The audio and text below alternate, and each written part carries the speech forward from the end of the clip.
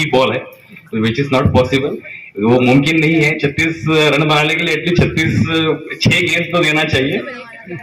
खैर, जज़ाकल्लाह खैर, मुझे यहाँ पर बुलाने के लिए और मेरी छोटे इंसान को यहाँ पर सत्कार करने के लिए बहुत बहुत शुक्रिया।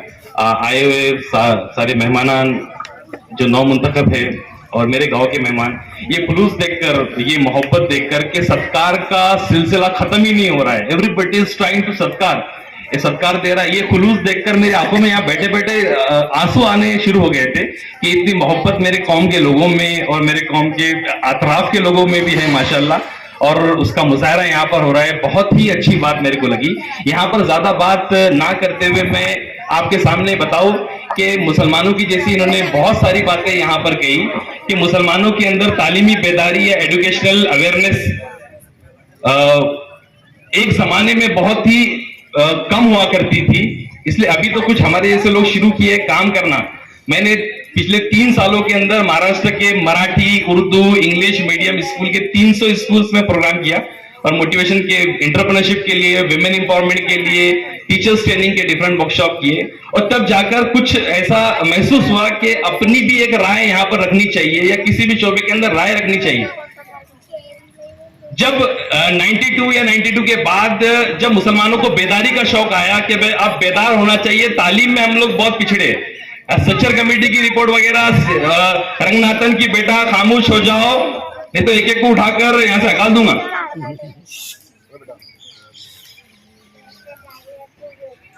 हालत है।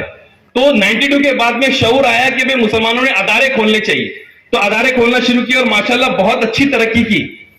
लेकिन तरक्की के दौरान ये बात देखी गई कि भाई कौन से अदारे खोले जाए, तो अक्सर अदारे खोले गए डीएड कॉलेज, बीएड कॉलेज। मुसलमानों के हर तालुके के अंदर, हर जिले के अंदर आपको डीएड कॉलेज, बीएड कॉलेज मिलेंगे। अब उसका फ्यूचर के अंदर क्या इंपैक्ट पड़ेगा, कितने बच्चे हम लोग डीएड वाले और बीएड वाले प्रोड्यूस करेंगे, उनको जॉब लगेंगी नहीं लगेंगी, इसका ख्याल ना रखते हुए आज डीएड कॉलेज और बीएड कॉलेज की कंडीशन ऐसी है कि वहां पर हो सकता है कि कुछ दिनों में वो लॉज बन जाए, उनको बेचने के लिए निकालना पड़े, वहां पर अपार्टमेंट बन जाए। तो ये दूरअंदेशी के साथ में अगर काम करेंगे तो हमें कुछ मिलने वाला है या कुछ मिलेगा। मैं काम शुरू कर रहा हूं और गड्ढा खोदना शुरू कर रहा हूं, मैं 40 साल तक काम करूं, 50 साल तक काम करूं, लेकिन गड्ढे के बाद में मेरा मकसद ही क्लियर नहीं है, पानी निकालना है या सोना निकालना है या कॉपर निकालना है। काम करना, 40 साल तक काम करना, 50 साल तक काम करना, ये बात तो बहुत अच्छी लगती है, लेकिन मैं किस डायरेक्शन में काम कर रहा हूं, मेरा मकसद क्या है, मेरे अल्लाह से इल्तिजा क्या है। एक जमाने में एकेडमिक एक्सीलेंस की जरूरत थी, मुसलमानों को बेसिक एजुकेशन मिलना बहुत जरूरी था, क्योंकि इतने इदारे नहीं थे, 12 किलोमीटर 18 किलोमीटर ट्रैवलिंग करनी पड़ती थी। आज हमारे पास में वैसे मौके नहीं है, एक एक गांव के अंदर 2-2 3-3 स्कूल है, हमारे गांव में खैर एक ही है, लेकिन इतने रिसोर्सेज पैदा हो गए। तो ऐसे दौर में हमारा आउटपुट क्या है, हमारे कितने बच्चे आईएएस बन रहे हैं, कितने बच्चे कांस्टेबल बन रहे हैं, ये सर्वे हमारा नहीं है। एनडीए के अंदर कितने बच्चे, हमारे छोटी छोटी पोस्ट, एसएससी की, एमटीएस की पोस्ट में कितने बच्चे जा रहे हैं, जिसके लिए 12वीं पास होना जरूरी है। मैं बोलता हूं कि मैं बड़े से बड़ा ख्वाब देखो, बड़े से बड़ा ख्वाब देखने में प्रॉब्लम क्या है। मैं बोलता हूं कि मुझे, मेरा ख्वाब पर्सनली है कि मैं दुनिया का सबसे बड़ा मोटिवेशनल स्पीकर बनूं।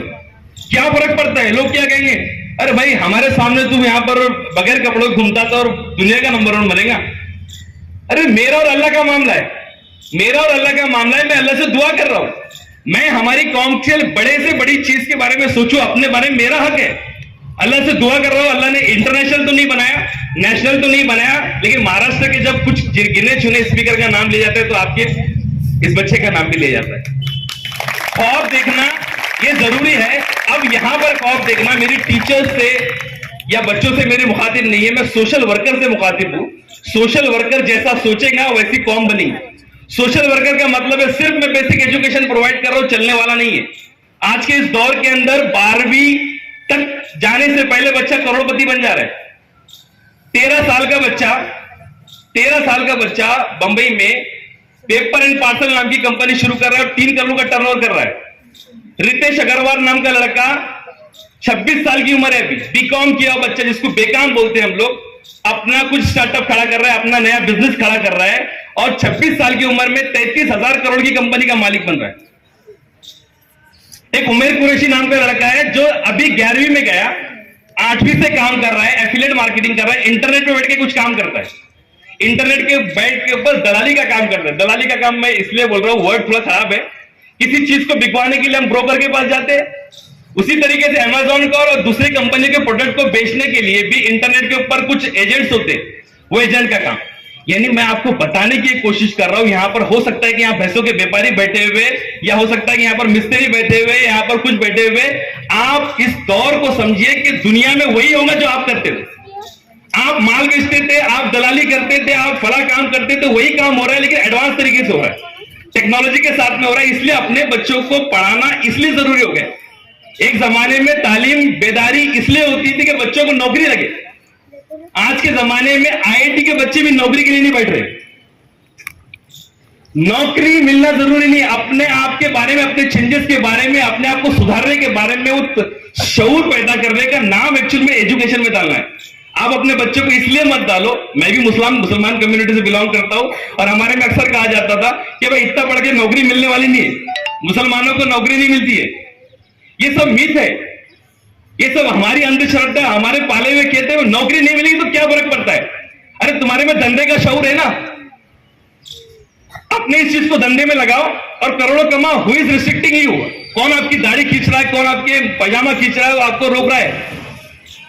ये जो काम आपके बच्चे कर रहे हैं, यही काम करो। किराना बेचने का काम जो आप करते थे वही लोग कर रहे हैं टेक्नोलॉजी के साथ में। आप सिर्फ एक मोहल्ले को बेच रहे थे, वो पूरे देश को बेच रहे हैं, पूरी दुनिया को बेच रहे हैं, और किराने से करोड़ों रुपए कमा रहे। 5-5 सालों के अंदर, मैं हमेशा बोलता हूं, ये हाइपोथेटिकल बात या सिर्फ बोलने वाली बात नहीं है, 5-5 सालों के अंदर हजार करोड़ की कंपनी खड़ी कर दे रहे। ये बुजुर्गों से हमारे पूछेंगे ना कि 2 करोड़ कमाने के लिए कितना दिन लगेगा, तो ये बोलेंगे हमारे जमाने के अंदर 20 साल 25 साल लगेंगे।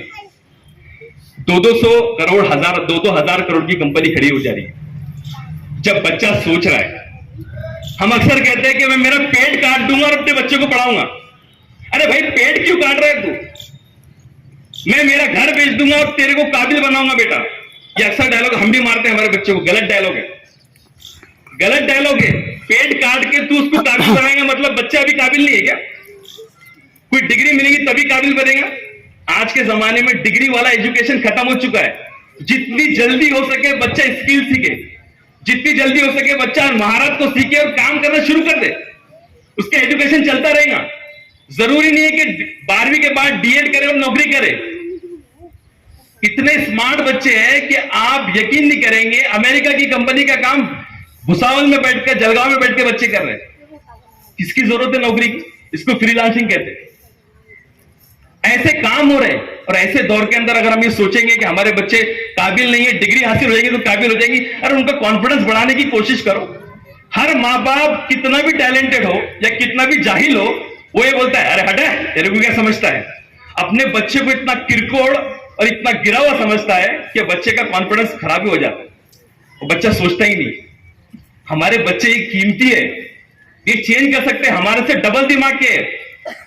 5 सालों से 10वीं का रिजल्ट जो है वो 100% ला रहे बच्चे, 100 में से 100 मार्क्स लेने वाले। अगर हमारे बुजुर्गों को पूछेंगे ना कि 100 में से 100 मार्क्स लेना पॉसिबल है क्या, 100 कहेंगे पॉसिबल ही नहीं है। 125 बच्चे से लेके 150 बच्चे जो है 100 में से 100 मार्क्स लेते हैं हर साल महाराष्ट्र में। ये पॉसिबिलिटी है। नीट के एग्जाम में 720 में से 720 मार्क्स बच्चे ले रहे हैं। ये टैलेंट है बच्चों के अंदर, और हम इनको किरकोड़ समझ रहे हैं। किरकोड़ इसलिए समझ रहे हैं कि हमारा विजन बड़ा नहीं है, हमारे सपने बड़े नहीं है। बीइंग अ सोशल वर्कर और बीइंग अ एजुकेशनल इंस्टीट्यूशंस, हमारे जो सपने होते हैं हमारी कौम के ताल्लुक से, वो बड़े ही नहीं है। हम चाहते हैं बस कौम जो है 10वीं पास कर ले, चली जाए। मैं आपको सर्वे बताऊं या सर्वे नहीं बता रहा हूं, मैं अपनी क्लास का एक्सपीरियंस बताऊं कि 2002 के अंदर मैं भी इस स्कूल का स्टूडेंट हूं।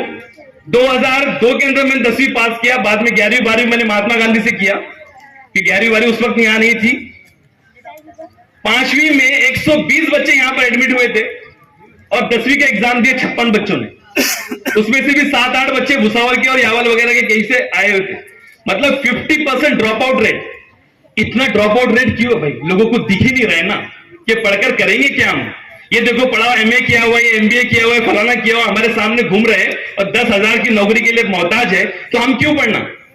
उनको बड़ा विजन और बड़ा सपना दिखाया नहीं जा रहा है कि बेटा तेरे को डिग्री की जरूरत नहीं है, तू डिग्री के बगैर भी अभी इंटरनेट के जरिए काम कर सकता है। इंटरनेट के जरिए आप जैसे लोग जिसको सिर्फ पढ़ने आता है, वो भी बड़े से बड़ा काम सीख कर दुनिया का काम कर सकते हैं और लाखों करोड़ों रुपए कमा सकते हैं और कमा रहे हैं बच्चे। तो क्या उस तरीके का इन्वायरमेंट हम पैदा कर रहे हैं क्या? उस जमाने के हिसाब से हमारा सिस्टम हमारी स्कूलों के अंदर राइज है क्या? हम वही सोच रहे हैं कि 10वीं के बच्चे आएंगे, एजुकेशन होगा, रिक्रूटमेंट होगा, पढ़ाई की जाएगी, खत्म किए जाएंगे। हमारे यहां पर एंटरप्रेन्योरशिप डेवलपमेंट का सेल है क्या? धंधा करना एक जमाने में तालीम को अलग समझा जाता था, धंधे को अलग समझा जाता था।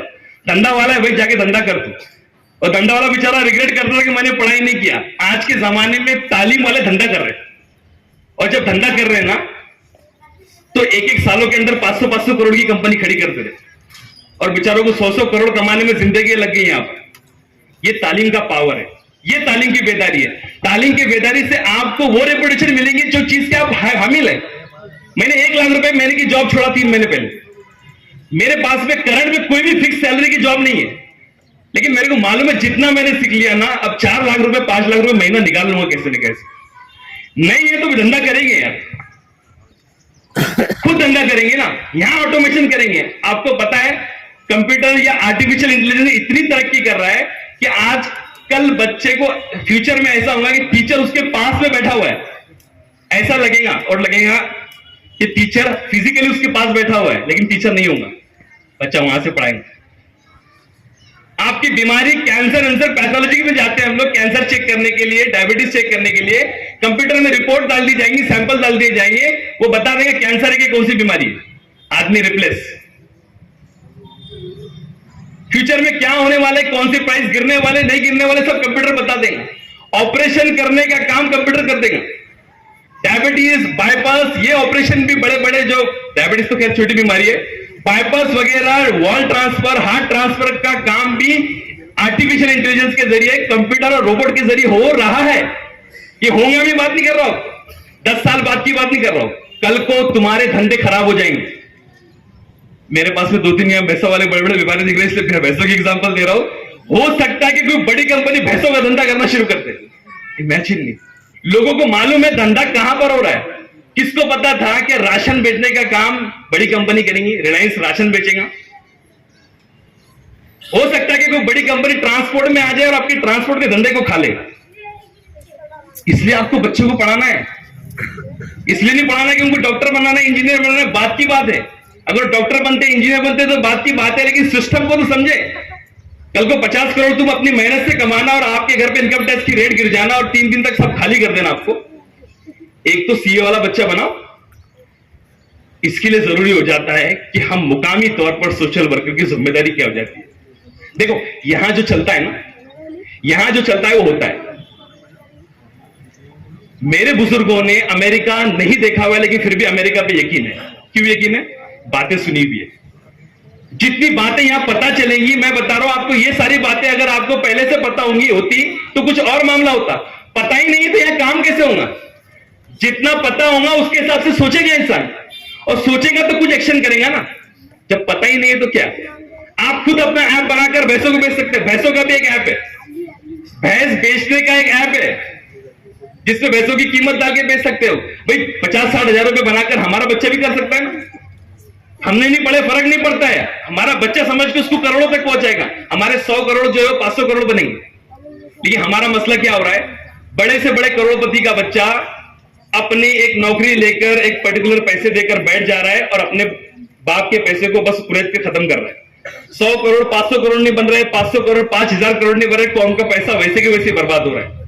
ये तालीम का पावर है, एजुकेशन का पावर है। एजुकेशन का पावर सिर्फ आपको नौकरी दिलवाना, टीचर बनाना, डॉक्टर बनाना नहीं है। आपकी जिंदगी में आपको बचाना, आपको यहां पर सर्वाइव कराना काम है। इतना खतरनाक दौर है और इतना आसान है कमाना। इतना मुश्किल काम भी नहीं है कि बहुत जिंदगी निकल जाएगी, आपको खत्म हो जाएगा, कुछ भी नहीं है। बहुत आसान चीज है। हमारे छोटे छोटे शहरों के बच्चे भी कर सकते हैं। तो स्कूलों के अंदर रोबोटिक्स की क्लासेस हमको शुरू करनी पड़ेंगी। अगर अभी तक रिजल्ट नहीं आ रहे हैं तो आगे भी कैसे रिजल्ट आएंगे अगर वैसे ही सिस्टम चलता रहा। हमारे स्कूल में कुछ एक्स्ट्रा चीज अगर नहीं है तो हमको लाने के बारे में सोचना पड़ेगा। कोडिंग की क्लासेस नहीं हो रही तो कोडिंग की क्लासेस के बारे में सोचना पड़ेगा। धंधे के बारे में सिखाने के लिए एंटरप्रेन्योरशिप के डिपार्टमेंट बनते हैं, वो डिपार्टमेंट बनाने पड़ेंगे केजरीवाल ने शुरू किया, 11वीं के बच्चे धंधा बनाना काम कर रहे हैं। 11वीं के बच्चे धंधे पर काम कर रहे हैं और इन्वेस्टर के पास में जा रहे हैं। ये जैसे अमीर लोग यहां पर बैठे हुए बच्चे बताएंगे कि मैंने ये काम के लिए धंधे के बारे में सोचा, इतने इतने पैसे की जरूरत है, वो उसको 10 लाख 20 लाख दे रहे, बच्चा धंधा चालू कर रहा है। बगैर पैसे की भी धंधा चालू हो रहा है। एक टीवी पे एक सीरियल आता है shark tank India. Shark tank India में बच्चे धंधे के बारे में सोचते हैं और करोड़ों रुपए का फंडिंग मिलता है, धंधा चालू हो जाता है। यानी धंधे के लिए पैसा जरूरी था, ये भी खत्म हो गया। स्कूलों के अंदर बच्चों को बनाना पड़ेगा। 10वीं के बच्चे, 11वीं के बच्चे, दिल्ली के अंदर म्युनिसिपल स्कूल के बच्चे बड़े बड़े करोड़पति धंधे के बारे में सोच रहे और काम कर रहे हैं। हम क्यों नहीं सोच सकते? क्यों हम कोडिंग के बारे में नहीं सोच सकते? हमको कोडिंग के बारे में सोचना पड़ेगा। हमको बच्चों को आर्टिफिशियल इंटेलिजेंस सिखाने के बारे में सोचना पड़ेगा। हमको बच्चों को बेहतरीन से बेहतरीन कंप्यूटर की फैसिलिटी, बेहतरीन से बेहतरीन चीजों की एजुकेशन के सारे रिसोर्सेज देने के बारे में गौर फिक्र करना पड़ेगा। ये इतनी मोहब्बत जो आज बन गई ना, मैं बोलता हूं इस मोहब्बत का हमको फायदा उठाना पड़ेगा। मेरे बच्चे, मेरे गांव के बच्चे वो सारी तालीम हासिल कर रहे जो बड़े बड़े शहरों में कर रहे हैं। क्या फर्क पड़ता है? 22 साल पहले जब मैं यहां पढ़ता था तब भी बच्चे वैसे ही पढ़ रहे, तो क्या चेंजेस आए यार? क्या फर्क पड़ रहा? 22 साल पहले आपके पास मोबाइल था, 22 साल पहले आपके पास बुलेट थी, चेंजेस आ गए। 22 साल पहले आपके पास उस पर साइकिल भी ना हो, लेकिन आपने सोचा कि साइकिल की बजाय 1.5 लाख की बुलेट खरीदूंगा तो बिजनेस में फायदा पड़ेगा। आपने सोचा। तो इस हिसाब से हमारा तालीमी निजाम क्यों नहीं चेंज हो रहा है? तालीमी निजाम का, स्कूल का कल्चर क्यों नहीं चेंज हो रहा है? हमको सोचना पड़ेगा और हम जैसे बुजुर्गों के साथ में बैठकर यहां पर गुफ्तगू करनी पड़ेगी और इनके साथ में बैठकर इनसे रिक्वेस्ट करनी पड़ेगी और आप भी अपने मसाइल लेकर इनके साथ में डिस्कस करो एंड लेट्स वर्क टुगेदर। सिर्फ चाय पानी पीना और नाश्ता करने से हमारा फायदा नहीं होने वाला है। बेहतरीन तरीके से बच्चों के बारे में सोचना पड़ेगा। अल्लाह इनकी खिदमतों को कबूल करे, लेकिन सोचना पड़ेगा आगे करना क्या है, वरना 20 साल तक वैसे ही चलता रहा तो नहीं होने वाला है। मैं 300-400 स्कूलों में जा जाकर यही बोल रहा हूं, सिस्टम सुधारो। जिस हिसाब से दुनिया चल रही है वैसा चलने तो तुम्हारे बच्चे तुम्हारे पैसे को भी आग लगा देंगे। और हो रहा है ऐसा। बच्चा धंधे के ऊपर बैठता है, गले के ऊपर तो पूछता है मेरे अब्बा को आने दो। 22 साल का बच्चा, उसको जो धंधा उसके बाप का वो भी नहीं आता है, तो चूना लगाना शुरू कर देता है, वो धंधे को बर्बाद कर देता है। तो जो माँ बाप ने बेचारे ने 5वीं फेल बाप ने इतने बेहतरीन तरीके से काम किया था, बहुत जरूरी, निकलने वाला हूं मैं। वसूल तो करना, तो कम से कम 8 घंटे का सफर करना और आज को 2 बजे रात को बैठकर वापस पहुंचना, तो कम से कम इतना सफर करने दो, कुछ ना कुछ तो निकालने दो यार। कुछ ना कुछ तो मोहब्बत का इजहार करने दो कि मेरे कौम के बच्चे, भाई आप चाहते इतने बेदार हो गए, बिल्कुल बेदार हो, लेकिन रिसेंट चीज के साथ साथ दुनिया में क्या तब्दीली चल रही है उसको समझने के साथ साथ हमको बदलना पड़ेगा। मैं अक्सर बच्चों को सलाह देता हूं कि भाई ये वाला बच्चा कुछ नहीं कर सकता, डॉक्टर बन जा। ये बच्चा ये नहीं कर सकता, ये कर, रिलेवेंट चीज नहीं करेंगे तो खराब हो जाएगा काम। आप एक ट्रेन में बैठे हो, ट्रेन चल रही है किधर भी, आपको नहीं मिलने वाला है। टिकट निकाल के रिलेवेंट टिकट निकालना पड़ेगा, कहां जाना है, कौन से मुकाम पर जाना है, कौन सा प्लान है और कितने दिन में रिटर्न आना है, तो जाने का मतलब है। अदरवाइज बेवकूफ बोलेंगे लोग, इसलिए जरूरी हो जाता है। आज का ये प्रोग्राम जो रखा गया है सत्कार का, सत्कार के हमारे अकबर भाई की तरफ से और 2 फाउंडेशन जो सोसाइटी है उनकी तरफ से रखा गया। यहाँ पर आए हुए वरंगांव के मौजूद हजरात और यहाँ पर आए हुए बड़े सर महात्मा गांधी विद्यालय के अध्यक्ष और हमारे शहीद भाई तुम्हारे हमारे मेंबर साहब, सभी हजरात, हाजी साहब, हुस्नुद्दीन भाई, ये सभी यहाँ पर मौजूद है। इन्होंने जो प्रोग्राम यहाँ पर लाए, मैं इनका शुक्रिया करता हूँ। आप जानते हैं अच्छी तरह ये मैनेजमेंट जो अभी चुन के आया, 1984 बाकायदा चुन के आ रहा है। 1984 से हमारे साथ में सकाश सेठ भी थे, जो हमारे साथ में नहीं है। बहुत अफसोस की बात है। और उस समय से 1984 से तो 1923 तक के 4 टर्म हो गए।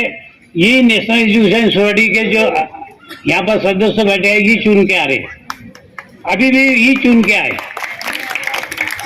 लाख कोशिश कर लिए, नाकाम रहे। हमने हमारे हिसाब से इलेक्शन लड़े और कामयाबी हमारे सर पे बंधी है। हमने किसी को गलत बोला और नहीं कहे, हमने हमारे काम दिखाए, जो सब जानते हैं। हमारी जो पास है काम की, वो आप अच्छी तरह जानते हैं कि हमने यहाँ पर भी क्या काम किया, doctor Zakir Hussain high school में भी क्या काम किया। हमने ITI का काम किए, कई रुपए लगा के ITI का काम शुरू करे। आज जून से ITI चालू होने वाली है। और वहाँ पर Indira Gandhi girl high school जो के 40 साल से अतिक्रमण लोगों ने किए थे, वहाँ पर 40 साल से अतिक्रमण किए थे, 40-50 मकान थे। हमने ना पुलिस स्टेशन में जाके ना झगड़ा करके वो बाकायदा मकान खाली करे और वहां पर इंदिरा गांधी पैरामेडिक का बिल्डिंग बांधे। ये काम ये नेशनल एजुकेशन सोसाइटी के अरकान ने किए, जो आपके सामने है। सबसे बड़ा मसला यहाँ पर ये था, क्या फखरुद्दीन अली अहमद के अंदर हमारी बच्चियां 10वीं पास करके स्कूलों में जा नहीं सकती थी, क्योंकि लड़की की जात रहती है और दूर जाना इनके लिए मुनासिब नहीं रहता। वरंगाओं के सभी लोगों ने कोशिश की और हमने उनको साथ में लेके यहाँ पर 11वीं-12वीं का इंतजाम किया, जो नॉन ग्रेड पे चल रही है, ग्रेडेड नहीं है। हम 60-70 हजार रुपये महीने का खर्चा बर्दाश्त कर रहे हैं सोसाइटी, बाकी उनको 10वीं-11वीं का हमने यहाँ पर इंतजाम किया, ये आप अच्छी तरह जानते हैं। और आगे भी यही काम हम करने वाले हैं, क्योंकि यहाँ पर सबसे बड़े हमने जवाबदारी दिया था मैंने कि दुनिया हो जाए। मिर्जा साहब वीरेंद्र जी चुन के आई है, हमने इनको चुन के लाए। हमारी अल्लाह ने इज्जत रख ली और नाम कर दिया। नेशनल एजुकेशन सोसाइटी की मैनेजमेंट की तरफ से और अध्यक्ष की जानिब से मैं मिर्जा साहब को वरंगांव की सोसाइटी का चेयरमैन मुकर्रर करता हूँ।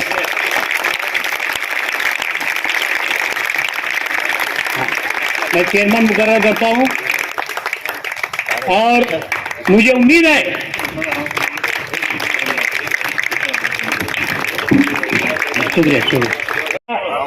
मिर्जा साहब यहाँ पर हम तो यावल से आएंगे, आते आते देर हो जाएंगी। मिर्जा साहब एक किनारे पे रहते हैं और नजदीक रहते हैं, वो आपकी स्कूल में सबसे पहले पहुंच जाएंगे और सारे हालात उनके सामने रहेंगे।